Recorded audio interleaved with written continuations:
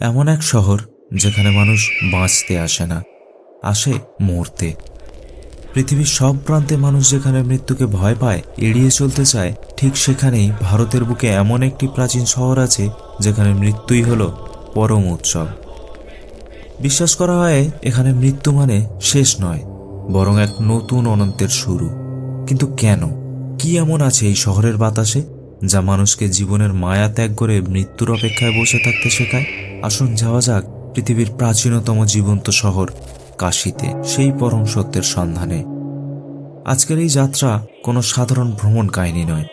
আজ আমরা প্রবেশ করব কাশীর সেই গভীরে যেখানে জীবন আর মৃত্যু হাতে হাত রেখে চলে। আমরা জানব মণিকর্ণিকা ঘাটের সেই চিতার আগুনের রহস্য যা গত 3000 বছর ধরে কখনো নেবেনি।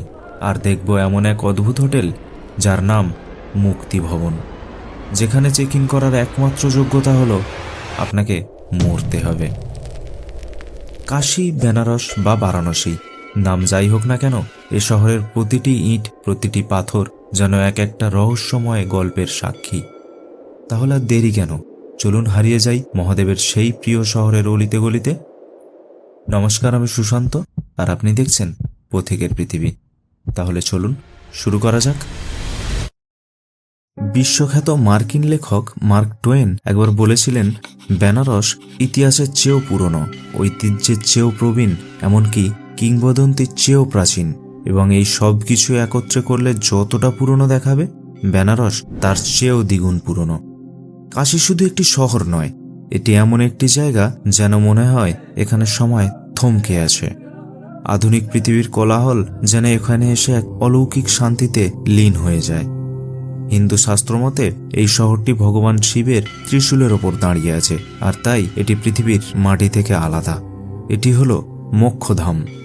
কিন্তু মোক্ষ কি? সাধারণ ভাষায় জন্ম মৃত্যুর এই অনন্ত চক্র থেকে মুক্তি। বিশ্বাস করা হয় যে ব্যক্তি কাশীর মাটিতে শেষ নিঃশ্বাস ত্যাগ করে, তার কানে স্বয়ং মহাদেব তারক ব্রহ্ম মন্ত্র দান করেন, আর সে সরাসরি মুক্তি লাভ করে। এই বিশ্বাসেই হাজার হাজার বছর ধরে মানুষ জীবনের শেষ দিনগুলো কাটানোর জন্য ছুটে আসে এই গঙ্গার তীরে। অন্য যে কোনো জায়গায় সব দেহ নিয়ে যেতে দেখলে আমাদের মনে এক ধরনের বিষাদ বা ভয় কাজ করে, কিন্তু কাশীর রাস্তায় এখানে রাম নাম সত্য হ্যায় ধ্বনিটি কোনো কান্নার সুর নয়, এটি যেন বিজয়ের স্লোগান। এখানে মৃত্যুকে ভয় পাওয়া হয় না, বরং আলিঙ্গন করা হয়। কাশীর প্রতিটি গলি, প্রতিটি ঘাট যেন আপনাকে চিৎকার করে বলছে, জীবন নশ্বর কিন্তু আত্মা অবিনশ্বর। আসলে অ্যাডভেঞ্চারটা তখন থেকেই শুরু হয় যখন আপনি বুঝতে পারেন যে এই শহরের মানুষগুলো মৃত্যুকে জীবনেরই একটা অংশ হিসেবে মেনে নিয়েছে। তারা জানে দেহ নশ্বর, কিন্তু কাশী অবিনশ্বর।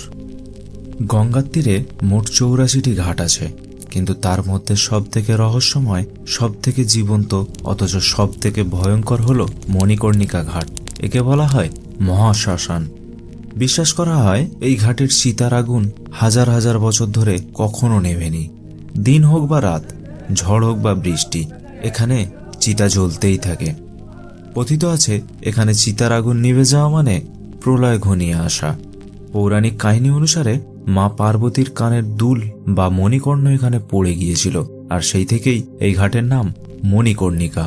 আবার অনেকে বলেন ভগবান বিষ্ণু হাজার বছর ধরে এখানে তপস্যা করেছিলেন, কিন্তু এই ঘাটের আসল অভিভাবক হলেন ডোম রাজা। এই ঘটনার সবচেয়ে বিস্ময়কর অংশটি হলো এখানকার ডোম সম্প্রদায়ের মানুষরা বংশ পরম্পরায় এরা শ্মশানের দেখাশোনা করে আসছে। তাদের হাতেই ন্যস্ত থাকে পবিত্র আগুন। এই আগুন ছাড়া কোনো চিতা জ্বালানো যায় না। এক অদ্ভুত সামাজিক বৈপরীত্য, যেখানে সমাজের নিচুতলার মানুষ বলে যাদের অবহেলা করা হয়, মৃত্যুর পর মুক্তির চাবিকাঠি কিন্তু তাদের হাতেই থাকে। মণিকর্ণিকায় রাজা থেকে ফকির সবাই সমান। আগুনের লেলিহান শিখায় সব অহংকার পুড়ে ছাই হয়ে যায়। আপনারা হয়তো ভাবছেন, সারাদিন চোখের সামনে এত মৃত্যু দেখে এখানকার মানুষের মন কি বিষিয়ে যায় না?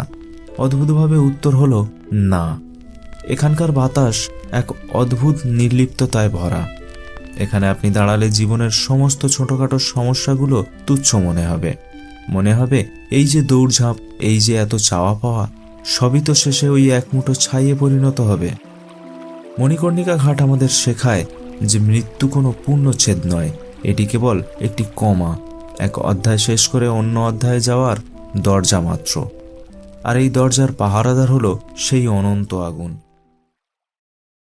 মণিকর্ণিকা থেকে কিছুটা দূরেই রয়েছে এমন একটি জায়গা যা আধুনিক বিজ্ঞানের কাছে এক পরম বিস্ময়।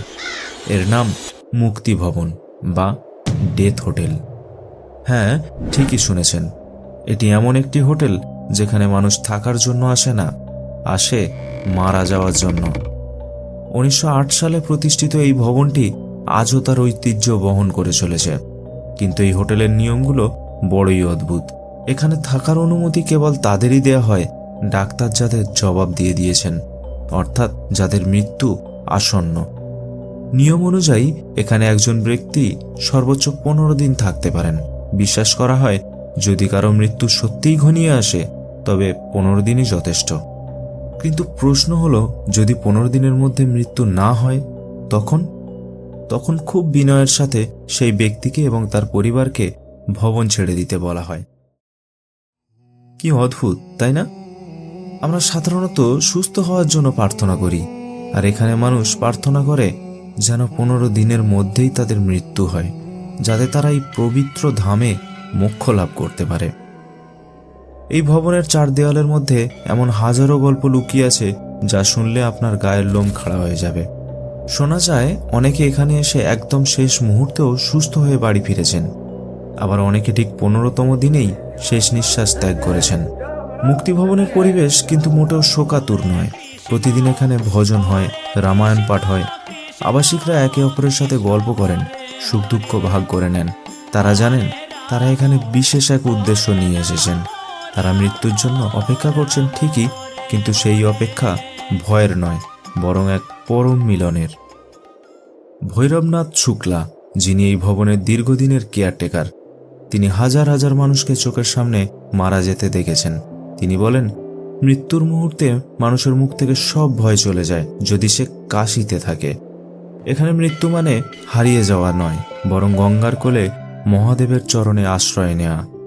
এই মুক্তিভবন আমাদের শেখায় যে মৃত্যুকে অস্বীকার করে নয়, বরং তাকে জীবনের স্বাভাবিক পরিণতি হিসাবে মেনে নেওয়ার মধ্যেই আসল শক্তি। এটি এমন এক জায়গা যেখানে মানুষ মৃত্যুর চোখে চোখ রেখে হাসতে পারে। কাশী, মণিকর্ণিকা আর মুক্তিভবন, এরা শুধু ইট পাথরের তৈরি কোনো স্থান নয়, এরা হলো মানুষের বিশ্বাসের এক জীবন্ত দলিল।